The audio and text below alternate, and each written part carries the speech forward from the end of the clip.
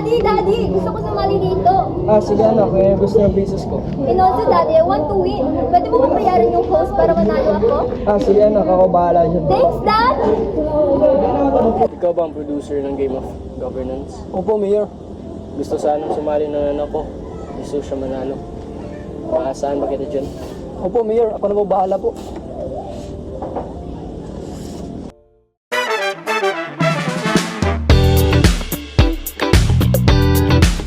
Magandang araw mga kababayan!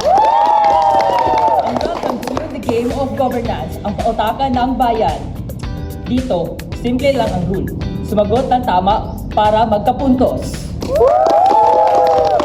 Now, let's meet our contestant. Contestant number 1, Jay.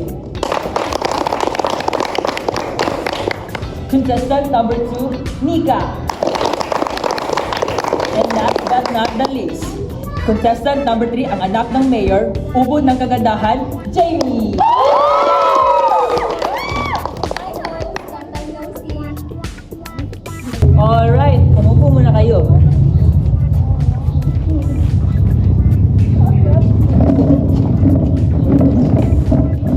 Jay, mukhang pinapawisan ka. Kinakabahan ka ba? Ay, hindi po. Sadyang mainit daw talaga sa labas. At saka, hindi pa rin ako nakabili ng payong. At hindi pa rin ako nakakabili ng Rolls Royce. Mukhang may palabiro tayong contestant ah. Ikaw, Nika, okay ka lang ba? Medyo pagod ka. Kakatapos lang kasi ng project namin sa NLK. Medyo pagod, pero pag ikaw ang kasama, tanggal lahat ng pagod. Hindi ka nagkakasawa.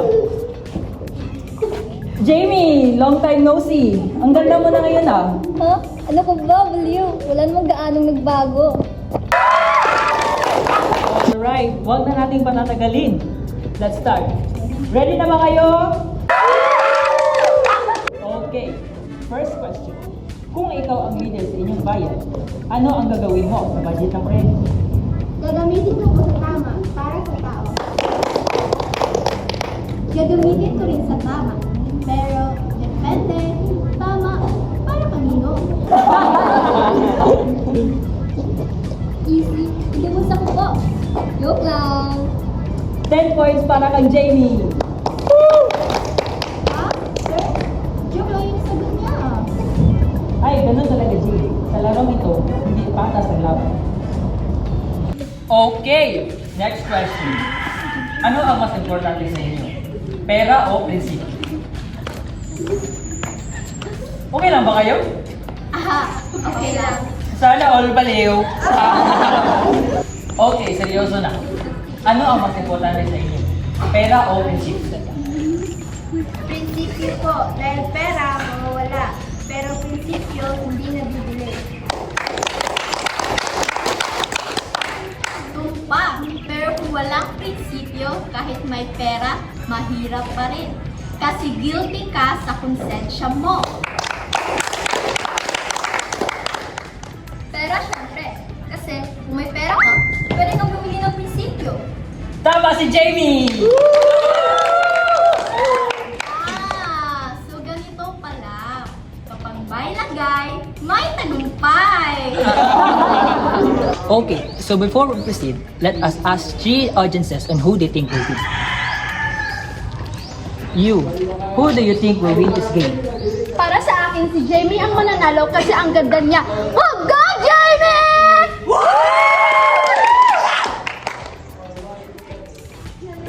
You, sa tingin mo, sino ang mananalo?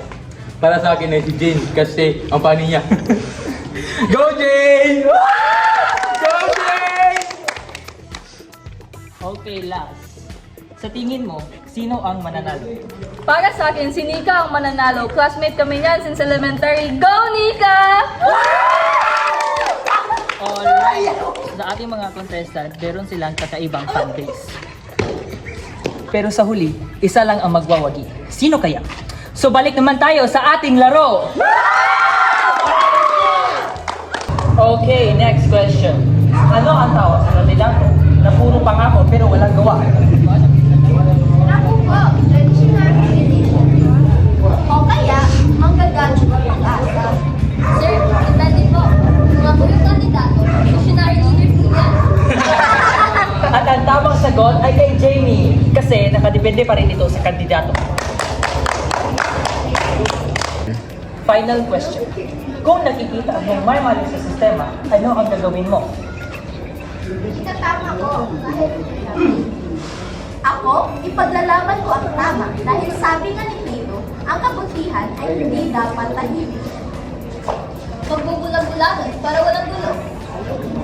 At ang tamang sagot ay kay Jamie ulit. Kasi sa totoong buhay, tahimik ang may takot at kumikita ang may lagay. Parang may mali talaga. Hindi na to tama. Apakadmura. Ang winner ay si... Teka lang, host. Bakit sa bawat tanong, ang mga tamang sagot ay palaging mali?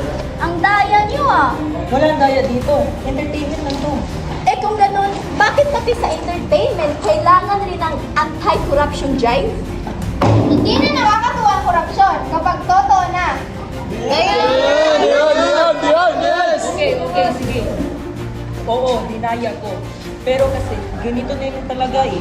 Lahat gusto ng shortcut, ng connection, at ng lagay.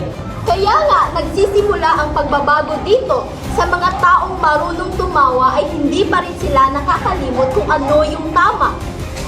Ang totoong pautukan ay yung may konsensya, hindi lang katalinuhan. Tama! Tama! Tama! Tama! Kung magpapag-game show kayo ulit, siguruhin nyo yung tapat at honest.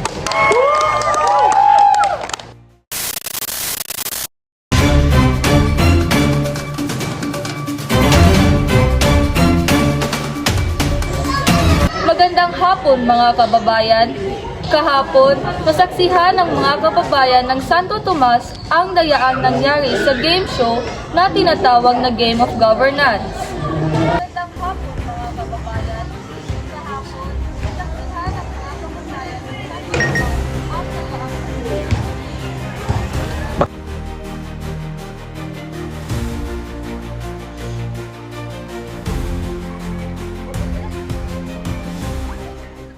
At dahil sa mga pangyayari kahapon, naglabas naman ng apology video si Jamie Cruz. Panoorin natin. Sorry everyone, binayaran ko yung host para magdaya. Gusto ko kasing manalo at magkaroon ng gantimpala. But anyways, look at my umbrella. It's from Rolls-Royce. At ito naman ang sagot ng mga netizens sa apology video ni Jamie Cruz. Gumawa sila ng mga memes na siya namang pumatok sa mga Pilipinong manunood.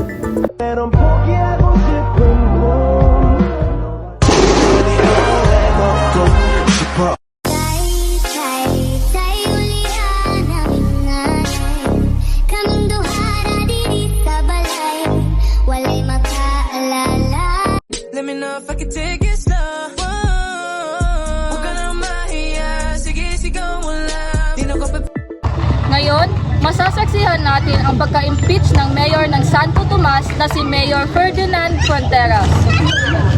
Impeachment! Impeachment! Impeachment! Impeachment!